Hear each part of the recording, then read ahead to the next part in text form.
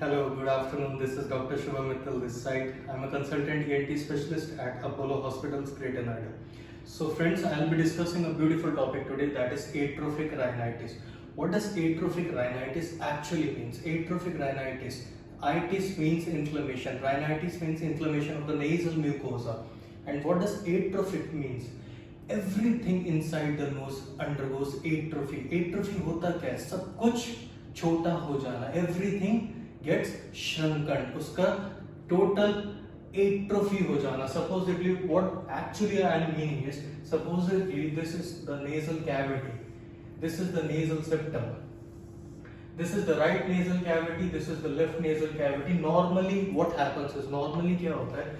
This is the inferior turbinate, middle turbinate, superior turbinate.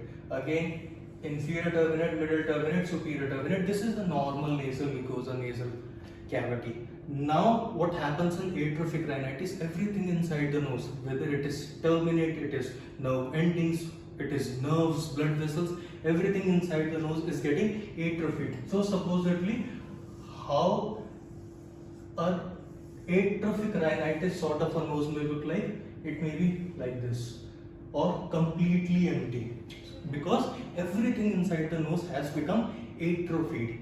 So whenever we discuss any disease, any pathology, it has to be understood under number of headings. First, that is the risk factor and the etiopathogenesis. So what happens is, there is a very famous mnemonic, that is hernia, where H stands for hereditary, E stands for endocrine. Endocrine, why I am mentioning endocrine is, it is more commonly seen in females. Then R stands for the racial factors. Racial factors, more commonly seen in the Caucasian populations. N stands for nutritional. Nutritional. The actual etiopathoology that I will be discussing is I, that is the infective one. And A stands for autoimmune. So it's a kind of a mnemonic for you people. Infective, why I want to discuss is, the major cause of atrophic rhinitis is a bacteria known as Klebsiella ozoniae. Remember this fact, it has been a very famous MCQ. Which disease is referred to as the Ozania disease, or many a times like AIMS, right now INICET may mention in the options like Ozania disease. So what is Ozania disease? Atrophic rhinitis is referred to as Ozania disease because of this causative agent. So Klebsiella ozoniae is the causative agent mainly for atrophic rhinitis. That's why it is also called as the Ozania disease. So these are the major risk factors, etiopathogenesis for what? The atrophic rhinitis. So now what happens actually is, supposedly everything inside the nose, the nasal cavity, totally becomes atrophied. The cavities will become more roomy, more airy. What happens is, supposedly if you see this normal nasal cavity, if I go inside the nose, I'll see number of turbinates, blood vessels, nerves, nerve endings, number of things. But in this kind of nasal cavity, I'll see a totally airy or a roomy nasal cavity. So what happens because of this is, it leads to crusting. I'll explain. As the nasal cavity becomes more roomy, what will it will lead to? The cavity will become more airy, more air conduction will occur, and the normal moisturization, the moisturizing capacity of the nasal cavities gets decreased. So it will lead to crusting. Crusting. What are these? These are just white crust seen inside the nasal cavities. So it will lead to nasal obstruction. First clinical feature that the patient may encounter is nasal obstruction. There occurs formation of crust. What happens is, because there is a very basic fact, supposedly bleeding occurs from this point. Supposedly मुझे यहाँ पे trauma होता है, यहाँ पे मुझे bleeding होती है, कोएगुलेशन कैस्केड प्रोसेस होता है, और यहाँ पे एक क्लॉट फॉर्मेशन हो जाता है. Whenever a pinch of a clot, bleeding occurs. Same happens with crusting. So whenever there are crust inside the nasal cavity, the patient tries to pinch off the crust. It will lead to another clinical feature, that is epistaxis, bleeding from nose. Now another clinical feature very specific for atrophic rhinitis, that is total nasal obstruction is there. Patient will feel hyposmia, decreased sensation of smell, or anosmia, that is absence of the sensation of smell. Because why? Because the total nerve endings have been, olfactory pathway have been atrophied. So patient may have hyposmia or anosmia. Here I try to understand this thing. There is a very famous MCQ that has been asked number of times, that is called as merciful anosmia. What is merciful anosmia? Try to understand this thing. यार एक ऐसी बीमारी, supposedly patient is suffering, patient के अंदर बहुत ज़्यादा foul smelling discharge हो रहा है, फाउल स्मेलिंग क्रस्ट है, फाउल स्मेलिंग हो रही है, जिसमें पेशेंट को तो फील ही नहीं हो रहा कोई भी सेंसेशन पाए, patient is not feeling any sensation.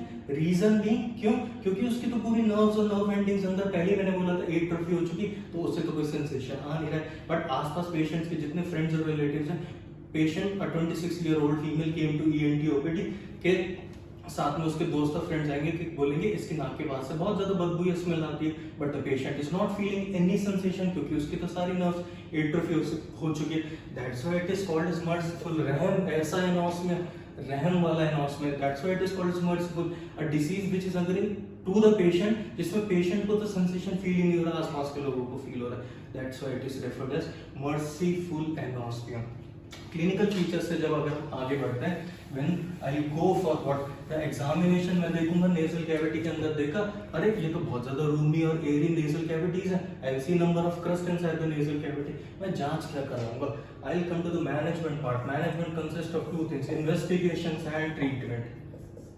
ठीक है, अगर इन्वेस्टिगेशंस एंड ट्रीटमेंट, इन्वेस्टिगेशंस पे जब सबसे पहले what I can do is a nasal endoscopy. Nasal endoscopy की नाक में दूरबीन डाल के देखा, पूरी की पूरी रूमी एयर कैविटीज मिल जाएंगी, क्रस्ट दिख जाएंगे, सब कुछ एट्रोफिड दिख जाएगा. I will go for NCCT, non contrast CT scan nose and PNS. उससे मुझे क्या मिलेगा? अगेन मुझे टोटली एम्प्टी नेजल कैविटीज.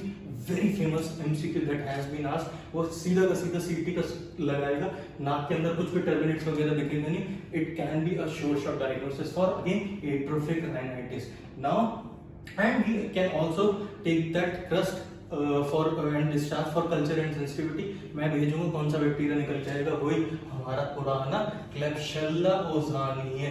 क्लेब्सियल्ला ओजानिया निकल के आएगा, जिसकी वजह से हमने बोला था it is referred to as ozaena disease. Now I'll come to the management part.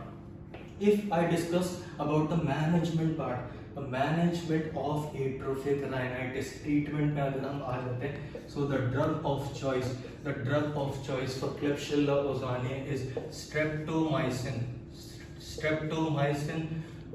plus tetracycline. Streptomycin drug plus tetracycline का हम कॉम्बिनेशन चलाएंगे, patient will feel better. But यार एक चीज समझो, एंटीबायोटिक से तो मैंने बैक्टीरिया मार दिया, बट अंदर जो इतनी रूमी कैविटीज हो रही हैं, इतनी एयरी कैविटीज हो रही है, वहां पे मुझे उसका मॉइस्चराइजेशन वापस लाना है कि नहीं? उसके लिए मैं क्या क्या यूज कर सकता हूँ? There is a very famous alkaline nasal douche. Alkaline nasal douche में क्या होता है? Sodium chloride, sodium bicarbonate, sodium biborate, इसका कॉम्बिनेशन यूज होता है in the ratio of 2:1:1. Very famous, ये रेशियो भी पूछा जा चुका है. ये सोडियम क्लोराइड, बाइकार्बोनेट और बाइबोरेट का कॉम्बिनेशन, जैसे हम बोलते हैं एल्कलाइन नेजल डूश, इसको यूज करा जाता है. अंदर वापस से मुझे मॉइस्चराइजेशन लानी है कि नहीं. उसके अलावा ना एक कई सारे सॉल्यूशंस होते हैं, जैसे कि which we refer to as estradiol solutions use कर सकते हैं, केमिसेटिन यूज कर सकते हैं. These are some recent thing, बस पुराने टाइम से पूछा हमेशा एल्कलाइन नेजल डूश जाता है. नाउ कम्स द, अगर मेडिकल मैनेजमेंट हो जाता है, मेडिकल मैनेजमेंट के बाद आता है surgical management. Surgical management is very easy यार. यंग साहब ना बड़े बेहतरीन ऑपरेशन देते हैं, which we called as Young operation और द मॉडिफाइड यंग ऑपरेशन. होता क्या यार, इसमें एक क्लियर कॉन्सेप्ट है. सपोजिटली मेरी नेजल कैविटी इतनी ज्यादा रूमी है, इतनी ज्यादा एयरी है, मैं क्या करूंगा?